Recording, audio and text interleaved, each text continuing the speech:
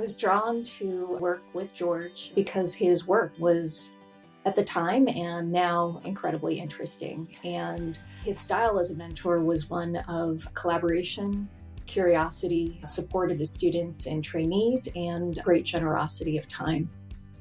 He's had significant contributions as an implementer, a scientist, an educator, and at the policy level. His influence has been felt locally, nationally, and internationally. As a kid, I loved taking things apart and building things. And then I discovered electronics where you could, more easily build complex things. And so I went to med school and I did well enough, but I felt like there was this other side that was missing. And then when I did an elective in the Center for Medical Informatics at Columbia, newly formed, I felt like that was my home. And I joined Paul Clayton and a bunch of postdocs, and we built a next generation clinical information system. And my career advanced along those lines and grew, and I got to pull in more and more on the mathematical side and apply it in healthcare. I got to know George in 1990 when Paul Clayton and I brought the Columbia and Duke teams together at Arden Place to brainstorm enterprise system level information management architectures. His careful thinking and listening and connecting dots stood out from the beginning. He also did natural language processing research with Professor Carol Friedman and really showed the potential of using natural language processing to facilitate machine comprehension of unstructured clinical notes. My career-long colleague, Carol Friedman, was building a natural language processing system in the early 90s, and I became the evaluator of that system. I evaluated it very strictly, and it did extremely well. It's actually surprising how well that thing worked 30 years ago. So what he did was show that it could be useful, and because of his thoroughness, at that time, lots of people felt it could be used, because before then, they felt a lot of the researchers felt you couldn't use natural language. It was too vague and too uncertain. So the Arden syntax was fun. That was the first real informatics thing I did. I mean, I came in doing neural networks in the late 80s, but I was really just a hobbyist there because I wasn't a computer scientist or a mathematician. Early in his career, George worked with a group of researchers to create a standard for clinical decision support. This would help address the knowledge acquisition bottleneck, which was hampering efforts. The resulting standard was the Arden syntax.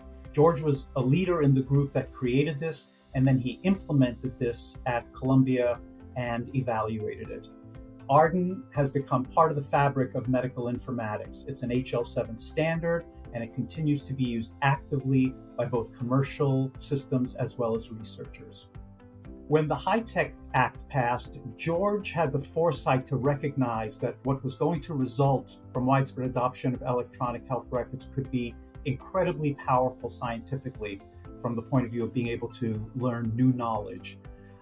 When you put George in a room of scholars from multiple disciplines and from different stages of professional development, he listens, assimilates the different perspectives, and makes insightful comments about possible paths forward.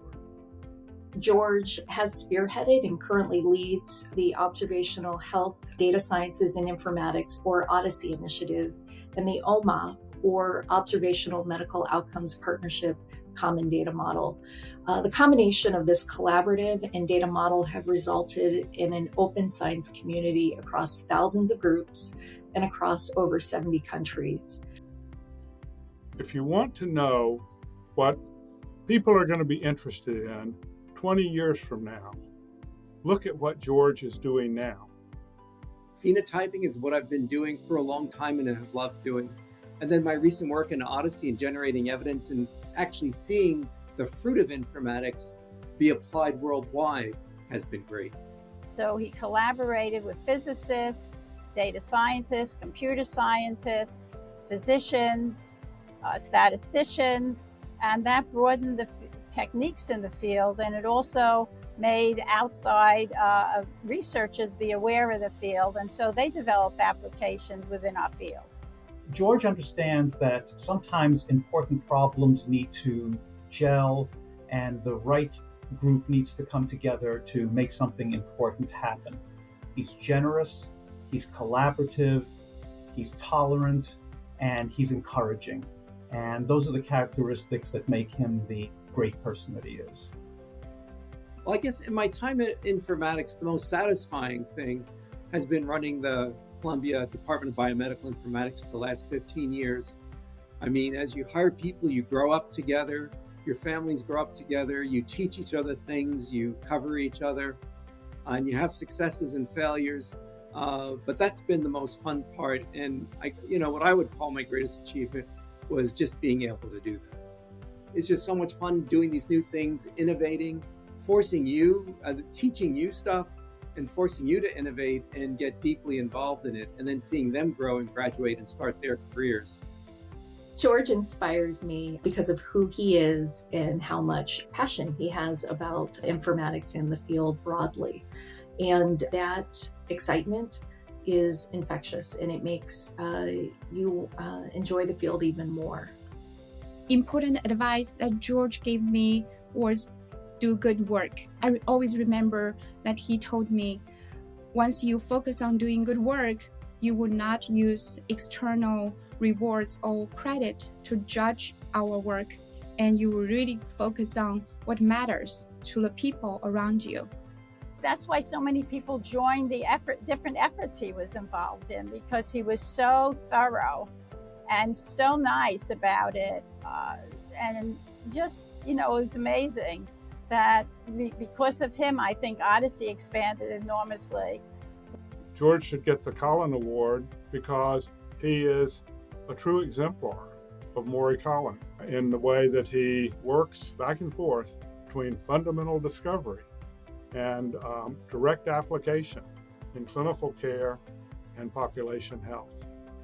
He's a true model for the future of the field. I just want to say, congratulations, George. You're so well deserved.